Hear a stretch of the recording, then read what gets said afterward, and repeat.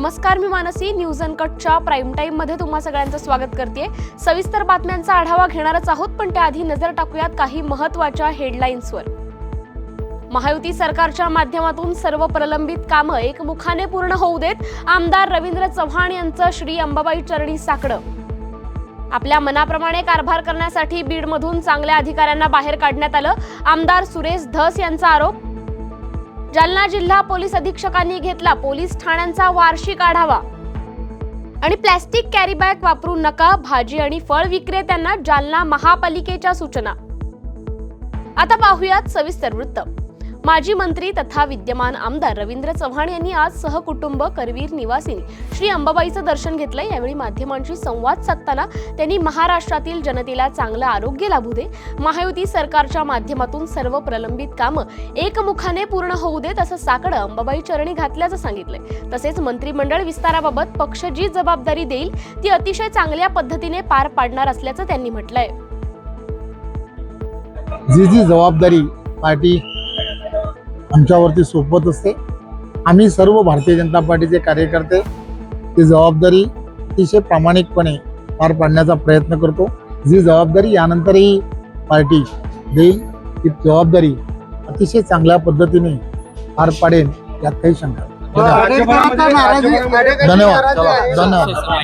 आपल्या मनाप्रमाणे कारभार करण्यासाठी बीडमधून चांगल्या अधिकाऱ्यांना बाहेर काढण्यात आलं आणि त्यांच्या मर्जीतल्या अधिकाऱ्यांना आणून भ्रष्टाचार करण्यात आला. परळीमध्ये एका व्यक्तीच्या नावावर बँकेमध्ये 900 कोटींचं हस्तांतरण झाल्याचं दिसून येतंय आणि त्यामागे परळीचा आका आहे असा आरोप भाजपचे आमदार सुरेश धस यांनी धनंजय मुंडे यांचं नाव न घेता केलाय.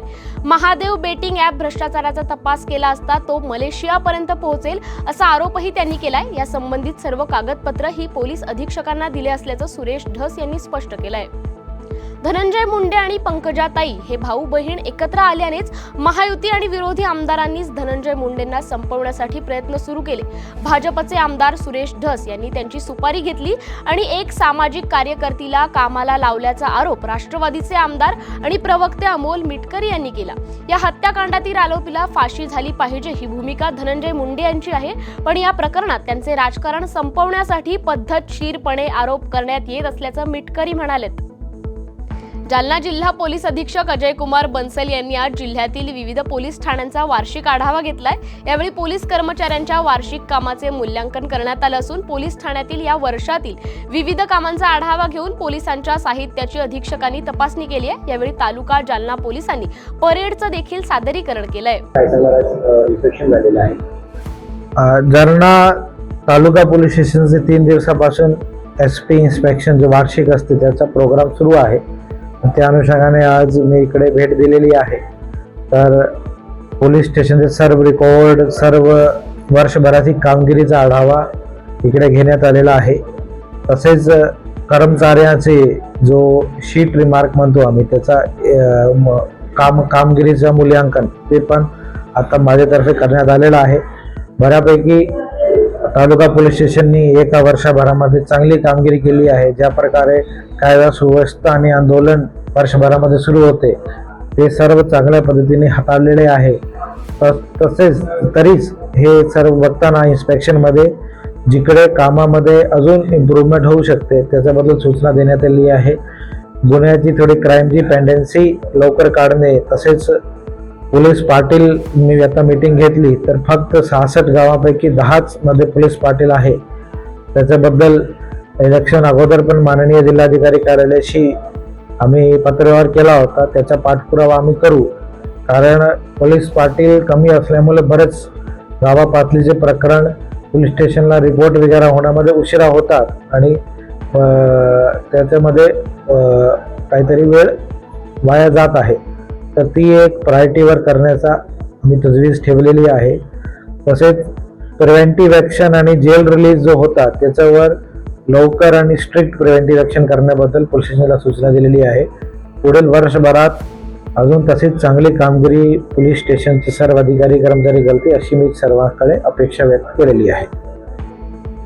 वेळ झाली बातमीपत्रात छोट्याशा विश्रांतीची. कुठेही जाऊ नका, पाहत रहा न्यूज अनकट.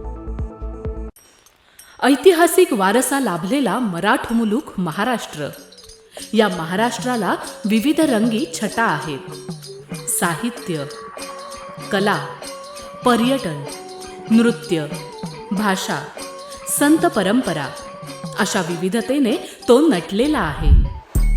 हीच गौरवशाली विविधता जपत सुवरंग मराठी केवळ महाराष्ट्राच्या सांस्कृतिक संहितेपुरते मर्यादित न राहता समकालीन नवकल्पनांवर आधारित कार्यक्रमांद्वारे मराठी मनोरंजन विश्वात स्वतःची एक अनोखी जागा निर्माण करत आहेत.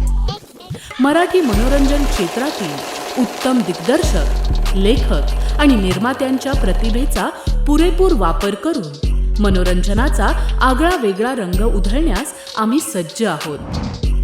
स्वरंग मराठीचे उद्दिष्ट मराठी मनोरंजन क्षेत्रामध्ये मनोरंजनाची वहिवाट सोडून, रूढीवादी पद्धती तोडून मनोरंजनाचा समृद्ध अनुभव प्रदान करून देण्याचा आहे. म्हणूनच यात विविध पद्धतीचे मनोरंजक आणि माहितीपूर्ण कार्यक्रम स्वरंग मराठीवर बघता येतील. शेवटी एकच, धकाधकीच्या जीवनात धांगडधिंगा करण्यापेक्षा बसूया, हसूया, गाऊया, जगूया. नाती गोती श्रावण मोती गावामधले जीवंत रंग. नाती गोती श्रावण मोती गावामधले जीवंत रंग. चला जोडूया, चला पाहूया, जशी संस्कृती तसा स्वरंग. विश्रांतीनंतर बातमीपत्रात पुन्हा एकदा स्वागत करते. मुंबई हल्ल्याचा कथित मास्टरमाइंड हाफिज सईदचा मेहुणा आणि बंदी घातलेल्या जमात उद दावाचा उपप्रमुख हाफिज अब्दुल्ला रहमान मक्की याचा लाहोरमधील एका खासगी रुग्णालयात मृत्यू झालाय. मिळालेल्या माहितीनुसार मक्कीला हृदयविकाराचा झटका आला. अब्दुल रहमान मक्की हा गेल्या काही दिवसांपासून आजारी होता आणि लाहोरमधील एका खासगी रुग्णालयात उच्च मधुमेहावर उपचार घेत होता. कोल्हापुरात हिंदुत्ववादी संघटनेच्या कार्यकर्त्यांमुळे रिक्षातून कत्तलीसाठी नेण्यात येणाऱ्या 9 रेडकांची सुटका करण्यात आली आहे. कोल्हापूर पन्हाळा मार्गावरील छत्रपती शिवाजी महाराज पुलादरम्यान हा सगळा प्रकार घडलाय. अखेर लक्ष्मीपुरी पोलिसांनी हस्तक्षेप केल्याने पुढील अनर्थ टळला. यामुळे काही काळ तणाव निर्माण झाला होता. या प्रकरणी लक्ष्मीपुरी पोलिसांनी रात्री उशिरा दोघांना ताब्यात घेतलंय. दरम्यान ही 9 रेडके पांजरपोळा इथं सुरक्षित सोडून देण्यात आली आहेत. छत्रपती संभाजीनगरच्या सोयगाव तालुक्यातील नांदगाव तांडा परिसरात गोमांस विक्री करणाऱ्या व्यक्तीला गोरक्षकांनी रंगेहात पकडलंय. त्याच्याजवळ मोठ्या प्रमाणात गोमांस आढळून आल्याने परिसरात एकच खळबळ उडाली आहे. गोरक्षकांनी पोलीस उपनिरीक्षक गणेश झेरवाल यांना माहिती दिली असता पोलिसांनी घटनास्थळी पाहणी करून गोमांस विक्री करणाऱ्या कुरेशी नावाच्या व्यक्तीला ताब्यात घेतलंय. पुण्यामध्ये राजगुरुनगर आणि लोणावळा येथे लहान मुलींवर लैंगिक अत्याचार झाल्याची घटना घडली आहे. त्यामुळे पुणेकरांमध्ये मोठी संतापाची लाट उसळली. या प्रकरणी मोठं अपडेट समोर आलंय. हे दोन्ही प्रकरणं फास्ट ट्रॅक कोर्टात चालवली जाणार असल्याची माहिती राज्य महिला आयोगाच्या अध्यक्षा रुपाली चाकणकर यांनी दिली आहे. वेळ झाली बातमीपत्रात छोट्याशा विश्रांतीची. कुठेही जाऊ नका, पाहत रहा न्यूज अनकट. ऐतिहासिक वारसा लाभलेला मराठ मुलूक महाराष्ट्र. या महाराष्ट्राला विविध रंगी छटा आहेत.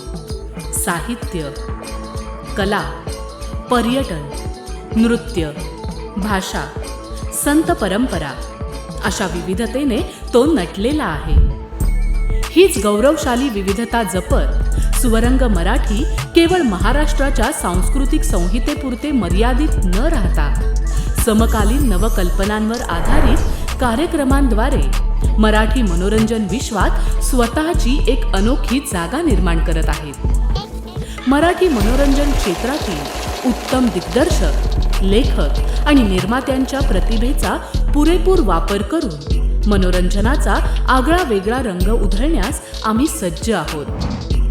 स्वरंग मराठीचे उद्दिष्ट मराठी मनोरंजन क्षेत्रामध्ये मनोरंजनाची वहिवाट सोडून, रूढीवादी पद्धती तोडून मनोरंजनाचा समृद्ध अनुभव प्रदान करून देण्याचा आहे. म्हणूनच यात विविध पद्धतीचे मनोरंजक आणि माहितीपूर्ण कार्यक्रम स्वरंग मराठीवर बघता येतील. शेवटी एकच, धकाधकीच्या जीवनात धांगडधिंगा करण्यापेक्षा बसूया, हसूया, गाऊया, जगूया. नाती गोती श्रावण मोती गावामधले जीवंत रंग. नाती गोती श्रावण मोती गावामधले जीवंत रंग. चला जोडूया, चला पाहूया, जशी संस्कृती तसा स्वरंग. विश्रांतीनंतर बातमीपत्रात पुन्हा एकदा स्वागत करते. पाहुयात उर्वरित काही महत्त्वाच्या घडामोडी. सरत्या वर्षाला निरोप देण्यासाठी आणि नवीन वर्षाचं स्वागत करण्यासाठी 25 डिसेंबर ख्रिसमस पासूनच अनेक लोक सुट्टीवर गेलेत. या दिवसांमध्ये शाळांना देखील सुट्टी असते. अशा वेळी अनेक कुटुंब बाहेर जाण्याचा प्लॅन करतात. फॅमिली पिकनिक म्हणून अलिबाग हे सर्वांचं आवडतं ठिकाण आहे. पण अलिबाग येथे प्रशासनाने पुढील 2 दिवस जड वाहनांना बंदी केली आहे. अलिबाग मधील मुरुड तालुक्यात 28 आणि 29 डिसेंबर रोजी अवजड वाहनांना बंदी घालण्यात आली आहे. प्लॅस्टिक कॅरी बॅग वापरल्यास जालना महापालिका प्रशासनाकडून कारवाई केली जाईल अशा सूचना जालना मनपाने भाजी आणि फळ विक्रेत्यांना दिल्यात. जालना महानगरपालिकेच्या वतीने प्लॅस्टिक वापराविरुद्ध शहरात धडक मोहीम हाती घेण्यात आली आहे. गेल्या 2 दिवसात प्लॅस्टिक पिशव्यांचा मोठा साठा महापालिका प्रशासनाने जप्त करत व्यापाऱ्यांना एकेरी कॅरी बॅग वापरावर बंदीच असल्याचं सांगण्यात आलंय. ही बॅग वापरल्यास पहिल्या वेळी 5,000, दुसऱ्या वेळी 10,000 तर तिसऱ्या वेळी 25,000 रुपये दंड आकारण्यात येणार असल्याचं प्रशासनाकडून कळवण्यात आलंय. वेळ झाली या बातमीसह प्राईम टाईम मध्ये इथेच थांबायची. पाहत रहा न्यूज अनकट.